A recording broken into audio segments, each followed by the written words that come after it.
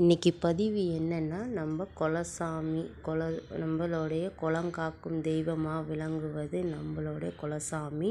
நம்ம குலசாமியை ஒரு முறையாவது நம்ம கோவிலில் சன்னதியில் போய் பார்க்கணும்.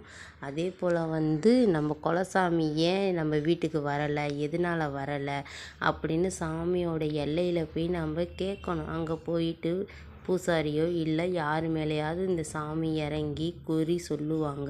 அப்போ கேட்டோன்னா அவங்க சொல்லுவாங்க, இந்தமாரி உங்கள் வம்சத்தில் இந்தமாரி நடந்திருக்கு, உங்கள் குடும்பத்தில் இந்தமாரி நடந்திருக்கு அப்படின்னு நம்ம சொல்லக்குள்ள இந்தமாரி பரிகாரம் பண்ணுங்க, தெய்வம் உங்கள் வீட்டுக்கு வரும் அப்படின்னு சொல்லுவாங்க. அப்போ சொல்லக்குள்ள நம்ம சாமியை என்னைக்கு குளிர வைக்கிறோமோ அப்போ தான் நம்ம தெய்வம் நம்ம வீட்டுக்கு வரும். நம்ம தெய்வம் நமக்கு நல்லது. நம்ம குலசாமியை நம்ம வீட்டுக்கு காத்து ரட்சித்தா தான் எந்த இதுவாக இருந்தாலும் தடைகள் தாண்டி தான் எந்த